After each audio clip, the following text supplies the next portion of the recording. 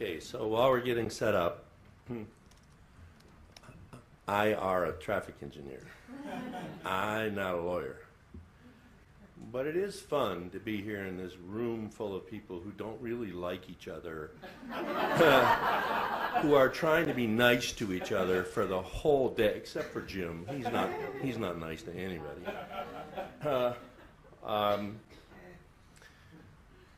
At lunch, I heard this excited conversation about Monday they're going to live stream the oral arguments to the Supreme Court. You people need to get a life. All right, just for a second. Everybody put your cell phones down. Trust me, it'll be okay. Hold your hands up like this. Okay, in my career, I deal with a lot of distracted driving problems. What we have here today is a distracted listening problem. I know you're lawyers, I know you're smart. You can't do 9 things at once, even though you tell yourself you can. Listen for just a few minutes. Put your hands down, but let me warn you, when my students go back to texting, they have their hands up for the whole 2-hour lecture. All right?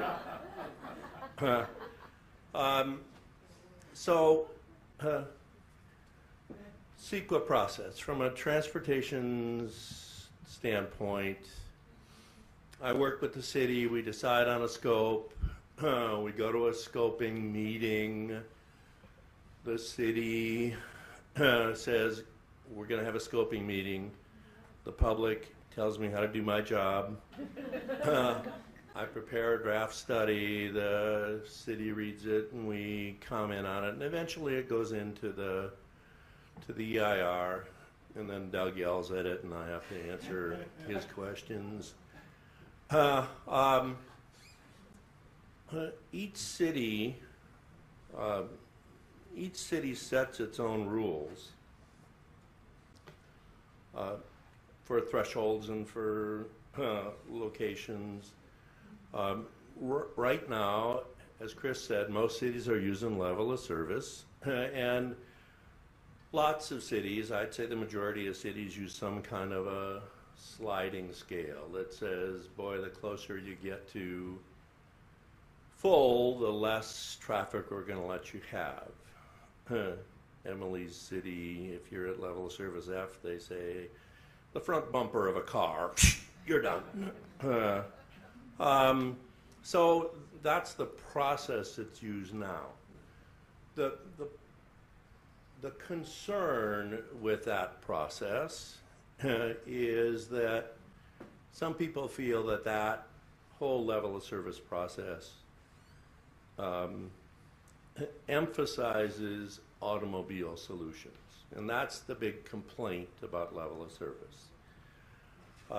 The solution, the only solution, is that we got to increase capacity. That's not really true, but the concern is that we undermine all of the other modes of transportation in order to increase automobile capacity because of the evil of level of service.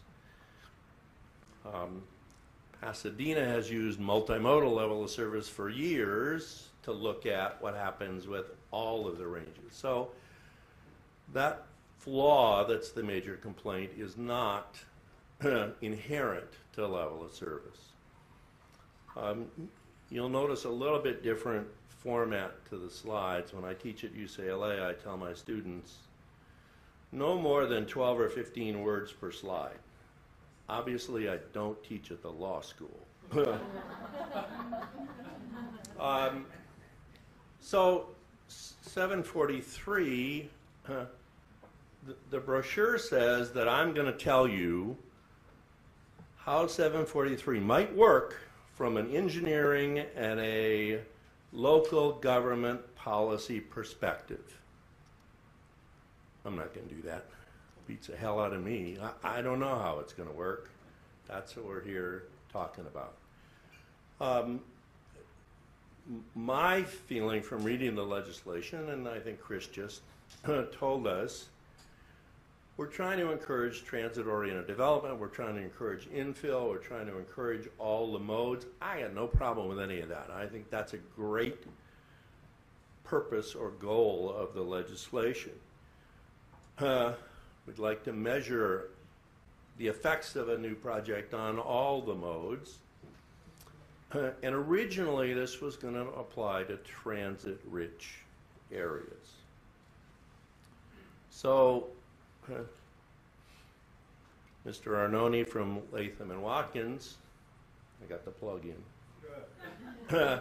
called me and said, come and talk to us about 743. And I said, why would you have me do that?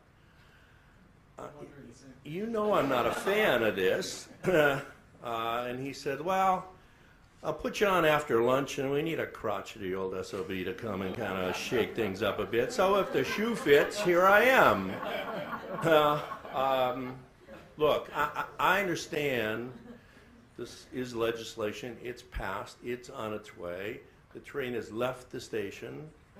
What I would like to do is tell you some of my concerns, and because I tell my my staff never bring me a problem without a solution, I'd like to give you some ideas about what I think the answers are. I've got 8 that I'll just run through real quickly. The original intent of 743, encourage TOD, encourage infill development. I'm doing a ton of traffic impact studies in downtown Los Angeles and in Hollywood. Frankly, it makes no sense at all to do any of those traffic studies. I'm not going to widen any streets. I'm not going to, it's just crazy. But those are the rules now. I have absolutely no problem saying, transit-rich area, forget it, don't need a study here. Transit, vehicle miles of travel per capita, that's the standard. I think that's a great standard. I think it's a great standard for high transit, high dense transportation areas. I think it's not such a good standard for suburban and rural areas. If I were king, God forbid, I'd go back to those transit-rich areas and I'd apply this only to those areas. Yeah, Chris is right, would be messy. I'd have projects across the street from each other that dealt with 2 different sets of rules. I have that now with 2 different sets of cities across the street from each other. Not insurmountable. Level of service is not evil. I apologize to the Duke fans in the audience. Level of service can measure impacts on transit, on pedestrians, on bicycles. We've got calculation methodologies for all of those. Again, Pasadena multimodal level of service for years. Los Angeles, when we got a level of service we didn't like, we had a level of service based on a volume into a capacity ratio. Rather than change the capacity portion of that calculation, we changed the volume portion by saying, I need to move some of those people to a different mode. I need to move this many cars out of that calculation to get a volume to capacity ratio level of service that worked. It is possible to do that. The other knock we hear is that level of service, boy, it's not accurate, it's difficult to use, it's difficult to understand. How can it be difficult to understand? Lawyers have figured it out, for God's sake. Come on. None of those statements are true when you compare them to using a regional model to calculate vehicle miles of travel based on 1 to 5 miles square traffic analysis zones calculated to the 1/10 of a vehicle mile of travel per person. It just doesn't hold up. What's the answer to this? VMT per capita, that's where we're going, that's fine. I think there's a time period where we have to do parallel analyses. So the public, the decision makers, can get used to that transition. I think a cold, cruel, hard transition on a date specific is just not going to work. The way to change VMT per capita, the only way to change VMT per capita is through transportation demand management techniques. Again, I don't have any problem with that, but it's really hard to do in a suburban area. It's really, really hard to do in a rural area. And more important than that, I can't get any two traffic engineers to agree on what is the effectiveness of transportation demand management. I have 3 offices of LADOT spread throughout the city.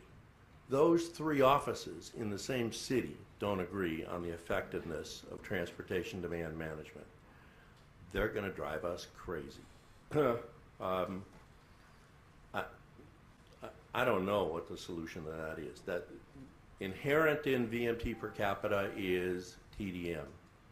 Right now, the Los Angeles Department of Transportation is spending $1 million trying to figure out what is the effectiveness of TDM in their city. Most cities don't have that kind of resource. In the first and second editions of the 743, the way I read it, virtually any addition of lane miles will induce travel demand. If you thought the way I calculate future levels of transportation, future traffic levels, if you thought that was voodoo, wait till I show you the sausage making that goes into calculating induced demand. It's really, really speculative. Let me give you an example. At 5:30, the 3 of us that are left here will head out to go home. By 6:30, we will have crossed 405.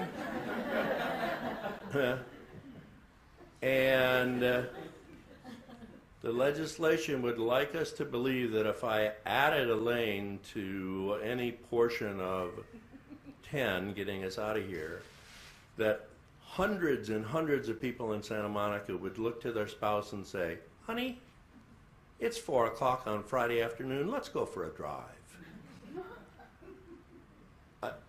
If I added a lane or if I added a street to somewhere in Butte County, maybe, but I don't think that applies to Los Angeles. So the solution, I think, to this particular discussion is to set a threshold that says, look, in an urban area, I can add this many lane miles and it's automatically not a significant impact. It doesn't induce demand, and there's a different threshold in a different situation. In the first edition, safety was up front. In the second edition, safety was in the back.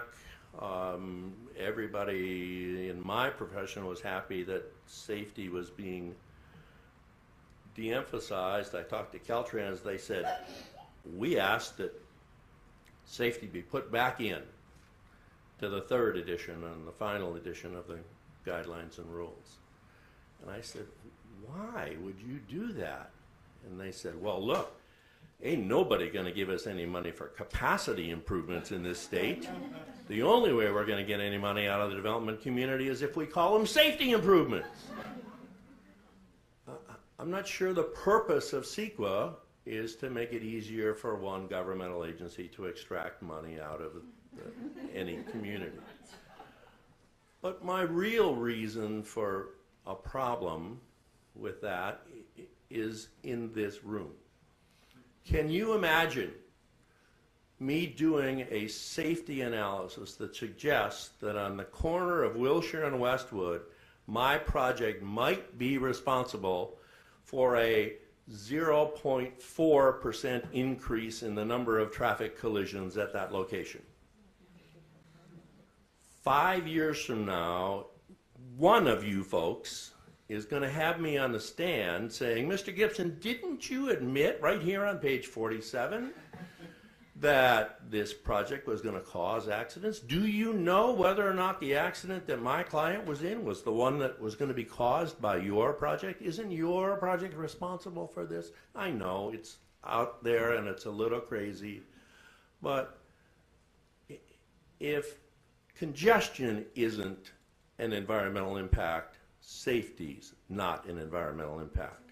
This should be out of the deal. I don't think the general public has had enough input on this, and this is not a criticism of OPR. This is Chris's 242nd rubber chicken trying to get this word out and trying to tell people about this. These are big changes. These are big changes, and I don't think the general public understands VMT per capita. Let me give you an example. A 2-story building and a 20-story building have exactly the same VMT per capita coming out of that building. A 2-story building and a 20-story building are not the same impact if I own the single-family home behind that commercial property.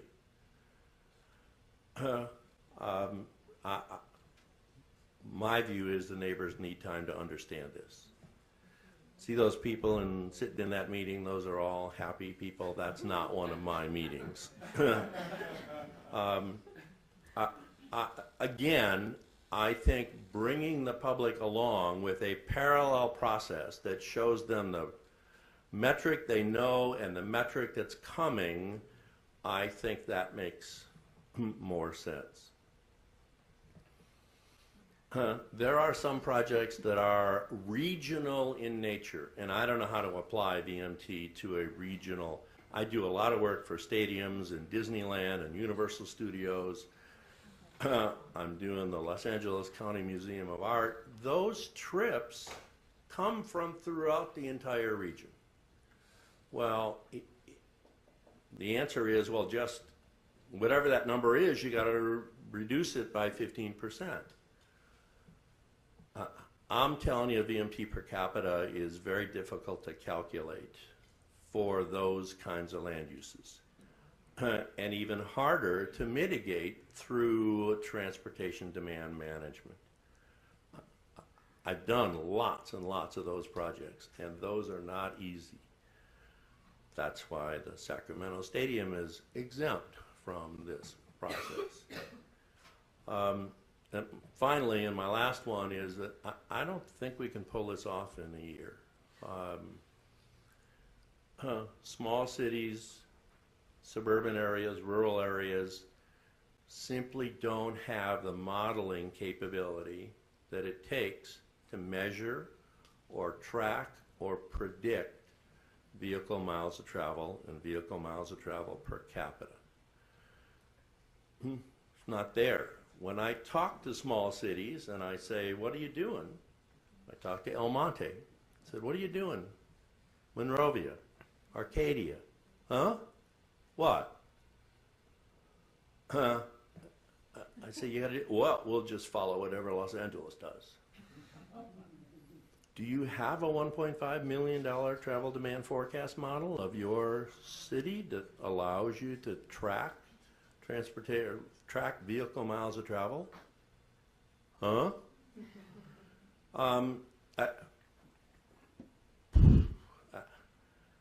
I think we got a couple years, and I know Chris has been working really hard on these pieces, but I don't think we're there yet. I think there's a different set of methodology. There's a different set of rules for large cities, small cities, suburban areas, and rural areas, and I think it's going to take us a couple of years to figure out those four. And the only way we're going to do that is we're going to test it on new projects as they come up and develop those methodologies. So while we're doing that, again, I think we ought to be doing parallel DMT and level of service so that we know what we're doing. I think the original intent of 743 was perfectly right. I don't want to do traffic impact studies in downtown Los Angeles. But I think it's been expanded beyond where it's a reasonable measure of impacts. There's a new final set of guidelines out soon, which Chris knows, I don't know, but I think they're going to have these kinds of considerations in them. And I think every city is going to have, from 17, is it 1 year or 2 years? 2 years. 2 years, this is a lie, 2 years to implement that. So while those cities are figuring out how to do that, I think we're all going to be learning together. And you're either going to have 2 years with no lawsuits or 2 years with hundreds of lawsuits. I don't know. Thank you.